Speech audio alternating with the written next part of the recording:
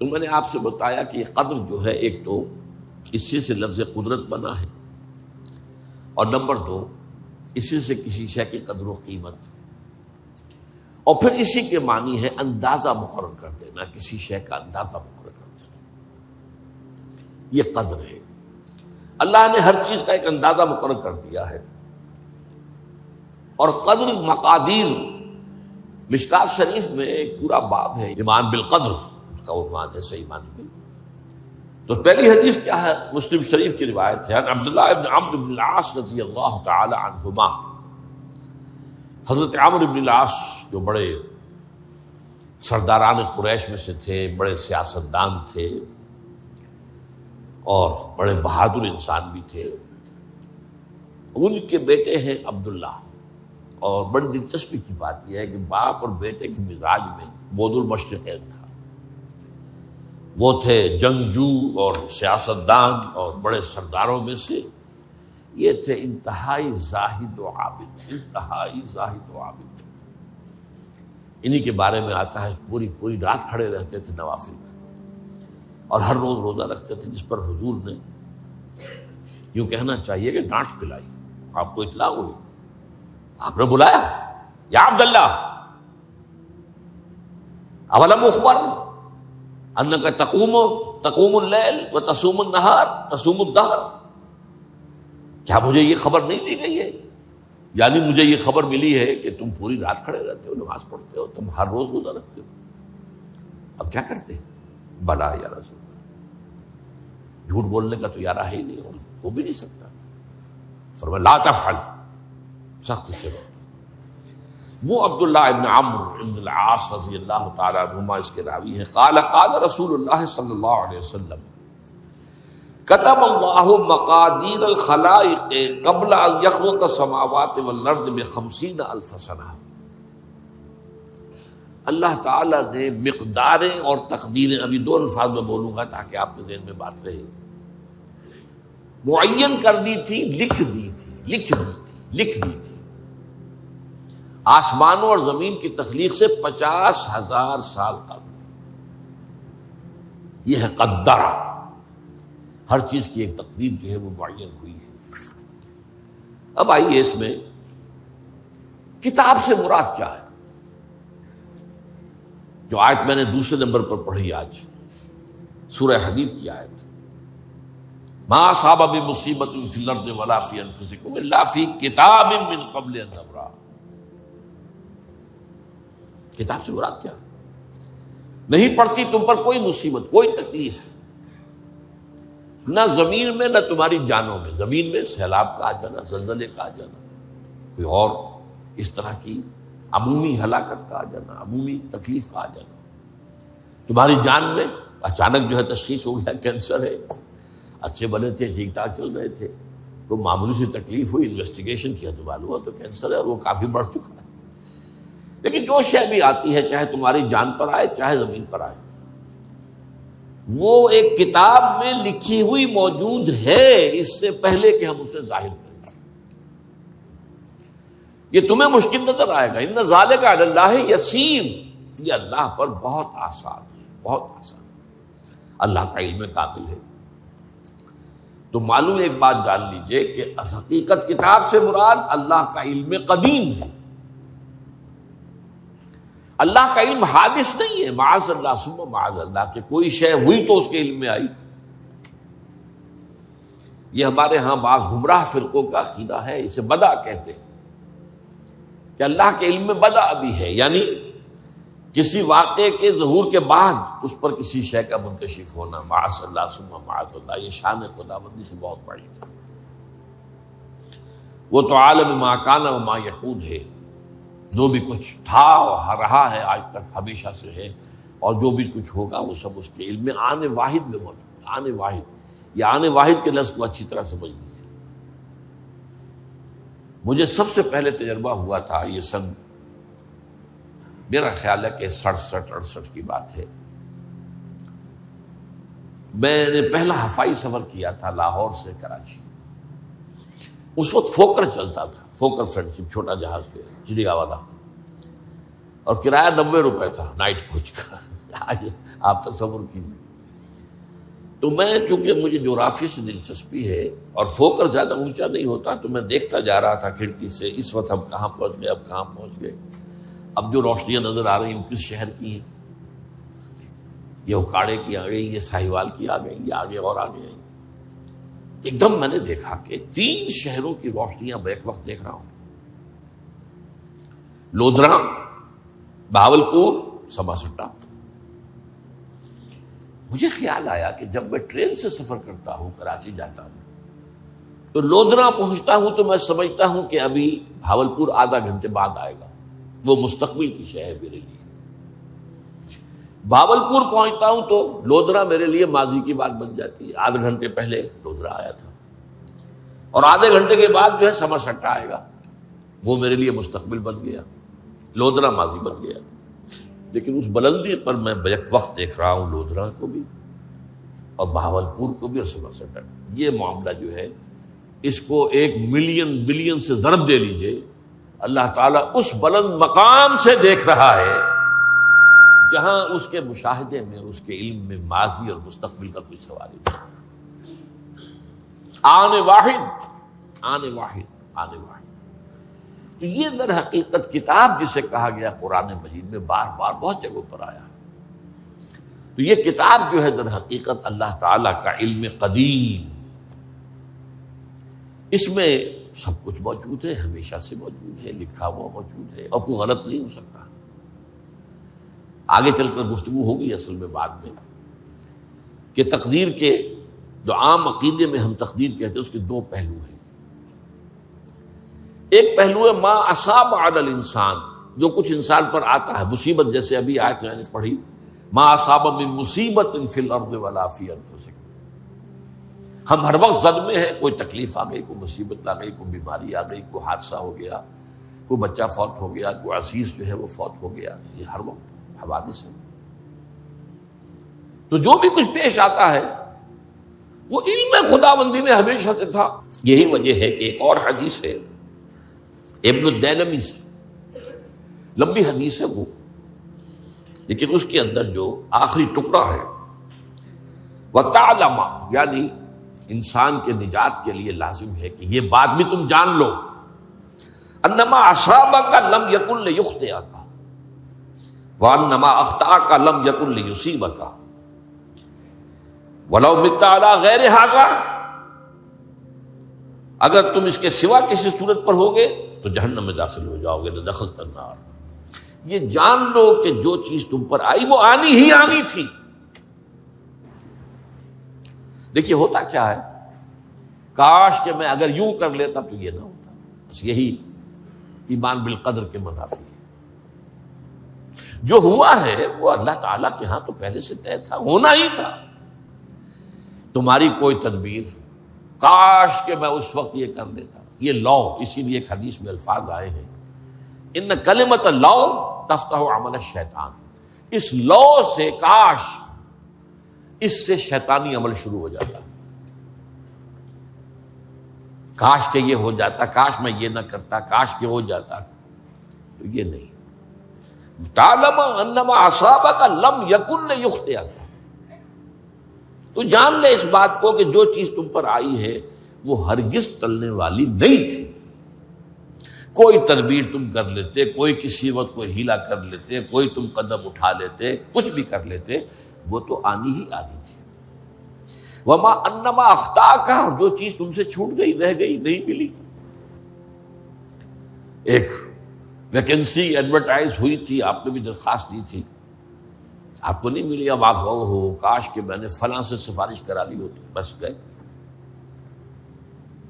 تو جو چیز چھوٹ گئی وہ چھوٹ جانی ہی تھی. اس میں قطعاً جو ہے کوئی شکل، کوئی تدبیر، کوئی سفارش، کسی طرح کا کوئی بھی ہیلا، کوئی جو ہے اس پہ کارگر نہیں ہو سکتا تھا. لم یکن لیصیبک ومت علی غیر ذلک. اگر تو اس کے سوا کسی کیفیت پر تیری موت واقع ہوئی، اگر یہ یقین نہیں ہے، یہ ہے تقدیر کا وہ مفہوم کہ جس کا تعلق ہے علامہ اصاب الانسان. جو انسان کے اوپر وارد ہو رہا ہے اس کے ضمن میں تقدیر کا مفہوم کیا ہے کہ جو ہوا ہے وہ تو ہونا ہی تھا. اس میں تو کسی شک و شبے کی گنجائش نہیں، بالکل اللہ تعالیٰ کا فیصلہ ہے۔ البتہ در حقیقت ایک دوسرا پہلو ہے، ما یفعل الانسان، وہ جو انسان کرتا ہے۔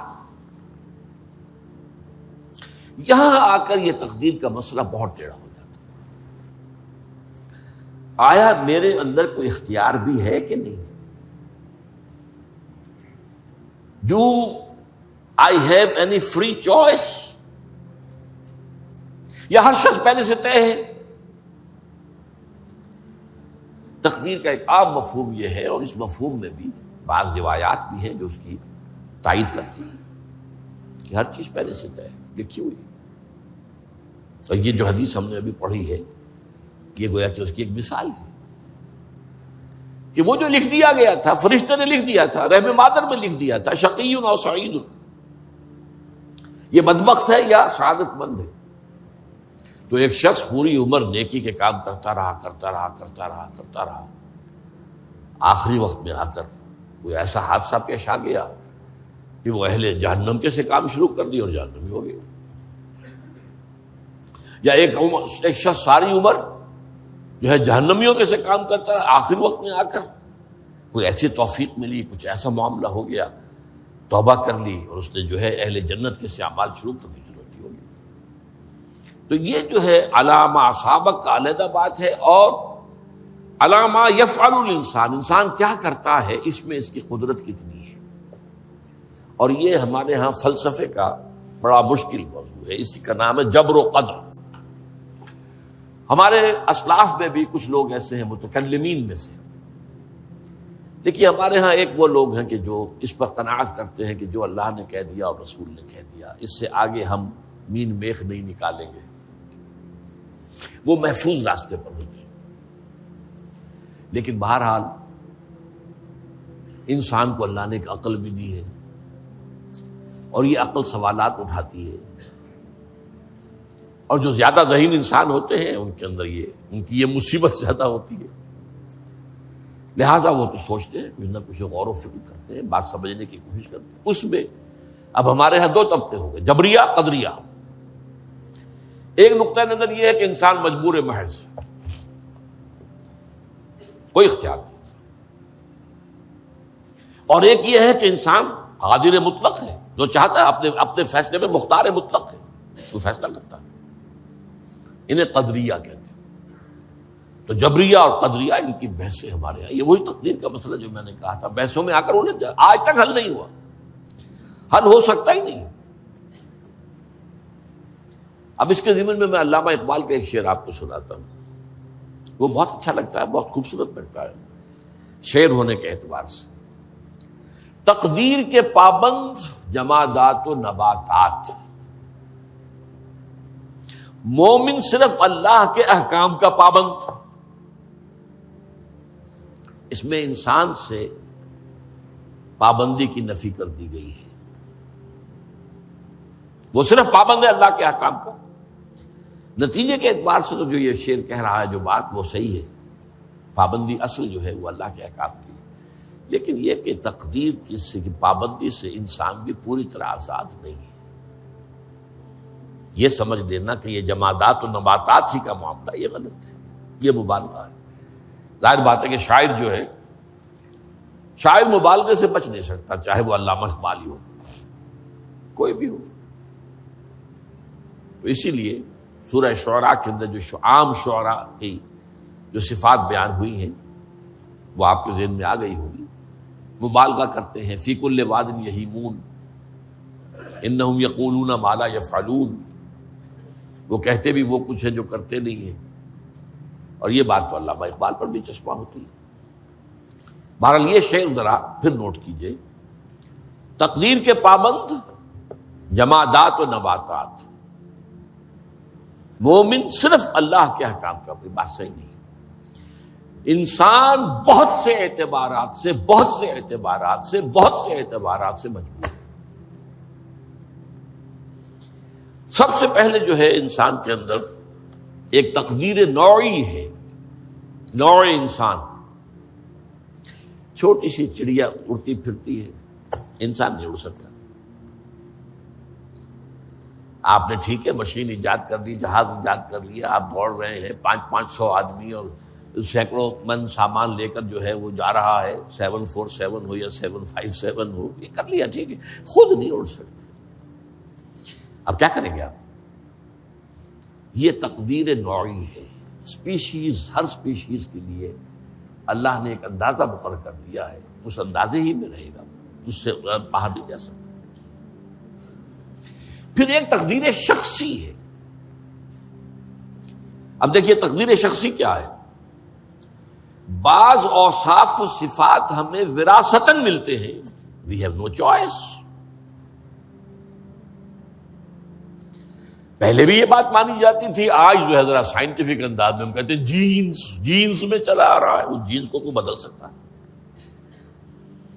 جو جینز بھی آپ کو ملے اپنے والدین کی طرف سے، وہ آپ کی شخصیت کا ظاہر بات ہے کہ فیصلہ کن طرز پر اس کو ڈال دیتے، جینز ہے، پابندی ہے۔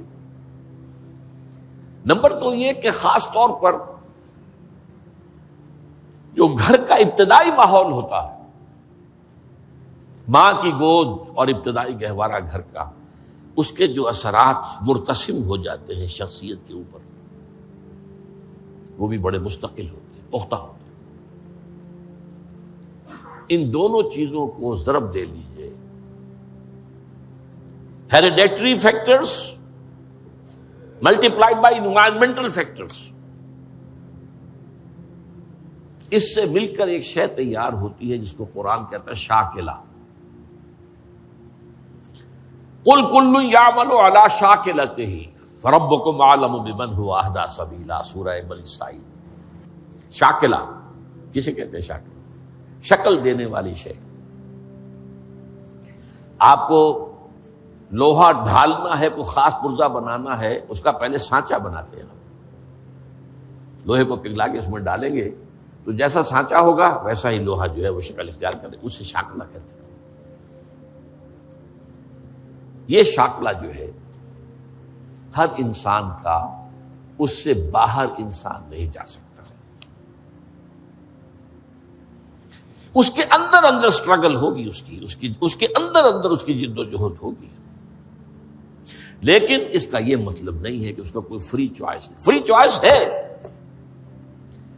لیکن وہ فری چوائس انہی حدود کے اندر کام کرے گا، اس سے باہر نہیں۔ اس بات کو مختلف احادیث میں حضور نے بہت خوبصورتی سے بیان کیا۔ ایک حدیث بڑی اہم ہے، بڑی اہم ہے، الناس کالمعادن، انسانوں کی مثال بھی معدنیات کیسی ہے۔ اب سونے کی معدنیات میں سے سونے کی جو اور ہے، اب پتہ نہیں اردو میں مجھے معلوم نہیں اور کا ترجمہ کیا کرتے ہیں عام طور پر، لیکن جانتے ہیں اور وہ کچی دھات جس سے کو صاف کر دیتے ہیں تو پھر وہ دھات جو ہے خالص شکل میں سامنے آ جاتی ہے۔ سونے کی اور سے سونا بنے گا، چاندی کی اور سے چاندی بنے گی، سونا تو نہیں بن سکتا، جتنا چاہے صاف کر لیں، وہ اور تو مستقل ہے۔ الناس کالمعادن خیارکم فی الجاہلیت خیارکم فی الاسلام، جو تم میں جاہلیت کے دور میں، پری اسلامک دور میں جو بہترین تھے، وہی اسلام میں آ کر بہترین ہوئے۔ وہ اور سونے کی تھی، وہ صاف ہو گئی ہے، اور سونا جو ہے وہ نکھر کر خالص سونا بن کر آ گیا ہے، اسلام نے صاف کر دیا۔ وہ چاندی کی اور تھی، اسلام نے اس کو صاف کر دیا ہے، وہ نکھر کر چمکتا ہوا جو ہے وہ چاندی بن گئی۔ لیکن یہ کہ اذا فقہوا، البتہ پھر اس میں ایک اضافہ کیا حضور نے، جبکہ ان کے اندر دین کا فہم داخل ہو جائے، تو یہ کہ جو بہترین پہلے تھے وہی بہترین اب ہوں گے۔ اسلام لانے سے پہلے بھی بہترین ابو بکر تھے، اسلام لانے کے بعد بھی بہترین ابو بکر۔ حضور پر وحی سے پہلے بھی بہترین خاتون خدیجۃ الکبریٰ تھی، ایمان لانے کے بعد بھی بہترین خاتون خدیجۃ الکبریٰ تھی۔ اور دوسری حدیث سنیے، عن ابی الدرداء رضی اللہ تعالی عنہ قال بینما نحن عند رسول اللہ صلی اللہ علیہ وسلم، اسی حال میں کہ ہم ایک روز ہم حضور کے پاس تھے، نتذاکرون ما یکون، اور ہم ذرا سوچ رہے تھے کیا کیا کچھ پیش آنے والا ہے دنیا میں. اذ قال رسول اللہ صلی اللہ علیہ وسلم، جبکہ حضور نے ہم سے ایک بات کہی، بڑی غور سے سنیے. اذا سمعتم بجبل انزال عن مکانہ فصدقوہ، اگر تم یہ سنو کہ کوئی پہاڑ اپنی جگہ سے ٹل گیا تو مان لینا. وَإِذَا سَمِعْتُمْ بِرَجُلٍ تَغَيَّرَ عَنْ خَلْقِهِ فَلَا تُصَدِّقُوهُ، اور اگر تم سنو کہ کوئی شخص جو ہے وہ اپنی سرشت سے، اپنی جبلت سے بدل گیا تو کبھی نہ مانو.